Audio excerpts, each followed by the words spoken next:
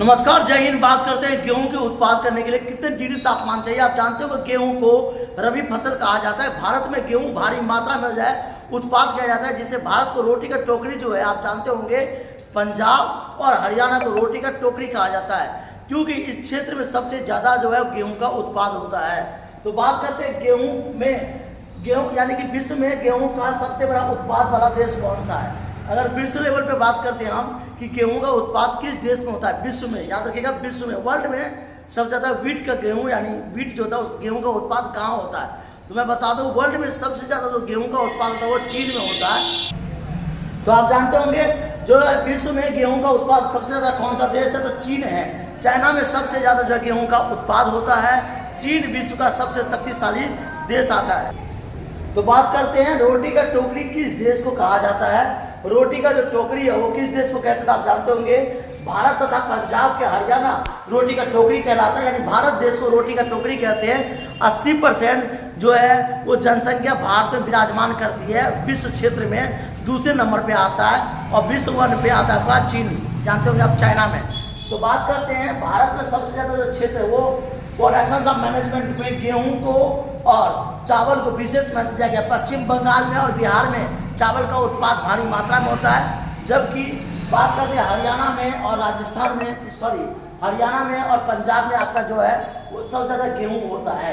तो विश्व में रोटी का टोकरी किस देश को कहते हैं, तो आप जानते हैं चीन को कहते थे पहले, लेकिन चीन हट चुका है, अब अमेरिका आ गया। अमेरिका के बाद जो है भारत में हरियाणा और पंजाब को रोटी का टोकरी कहते हैं। अगर आपसे पूछता है कि भारत में रोटी का टोकरी कौन से राज्य है, तो पंजाब और हरियाणा। ब्रेड और बास्केट किसे कहा जाता है, यानी कि भारत में ब्रेड बास्केट किसे कहा जाता है। उत्तरी अमेरिका को मध्य आकांक्ष घास के स्थलों को ब्रेड बास्केट यानी कहा जाता है, जहाँ पे सबसे ज़्यादा पहले अमेरिका के अंदर में 80% जो था जंगल था, जहाँ पे जानते होंगे 20% लोग रहते थे, 80% उन्होंने खेती करना सीखा, इसलिए अमेरिका को रोटी का टोकरी कहते हैं। ब्रेड बास्केट में नंबर 1 पे अमेरिका आता है, दूसरे नंबर पे आपका जानते होंगे भारत आता है।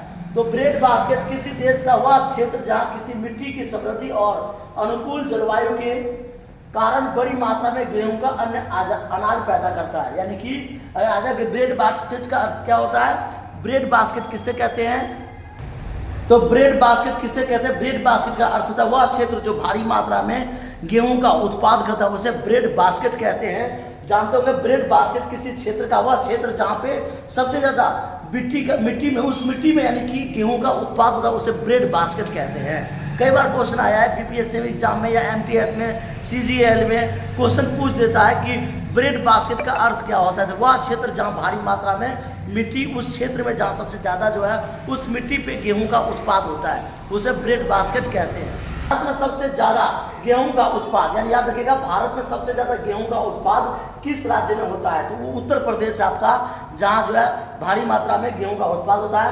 भारत का वह ब्रेड बास्केट किस राज्य को कहते हैं, तो भारत का ब्रेड बास्केट जो है हरियाणा को याद रखना है, और पंजाब यानी पंजाब हरियाणा को ब्रेड बास्केट के नाम से जाना जाता है। गेहूँ एक ऐसा चीज़ है जिसमें बिस्किट, याद रखना है आपको, ब्रेड या फिर विभिन्न प्रकार के मैदा, जो भी चीज़ आप छोले भटूरे खाते हो, तो ये सब गेहूं से ही मिल के आता है। यानी कि कहते हैं ना कि जो आटा होता है वो आटा से पीस के मैदा बनता है। आप जानते होंगे कि गेहूं का जो होता है वो भारत में बहुत ज़्यादा मूल्य होता है, इसी से आप छोले भटूरे जो बाज़ारों में खाने वाले आपका इडली डोसा सांभर, ये सब गेहूं से ही प्रोडक्शन ऑफ मैनेजमेंट के आधार पर आप लोग इसके अपने आप सबको पूर्ति करते हो।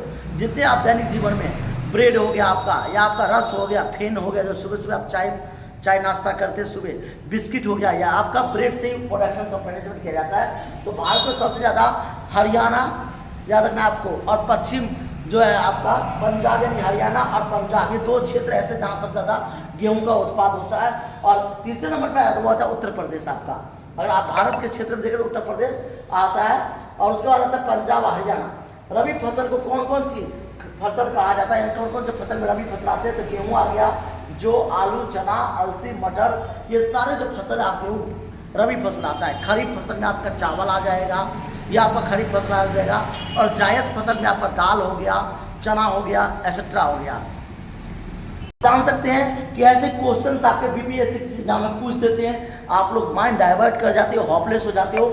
एक ही क्वेश्चन को समझना है कि रबी फसल क्या है, खरीफ फसल क्या है और जायद फसल क्या है। जायद फसल में खीरा ककड़ी ये सारे उत्पाद करते हैं, जो कि मई से जून में उत्पाद होता है। जायद फसल कहलाता है। जायद फसल लास्ट का फसल होता है, फिर रबी फसल, खरीफ फसल, ये इस तरह से होते हैं। और याद रखिएगा, गेहूं के प्रोडक्शंस के लिए 19 डिग्री यानी कि लेकर के 20 डिग्री 25 डिग्री तक सेल्सियस चाहिए, जिसमें तापमान कम होगा उतना अच्छा गेहूं का उत्पाद होगा।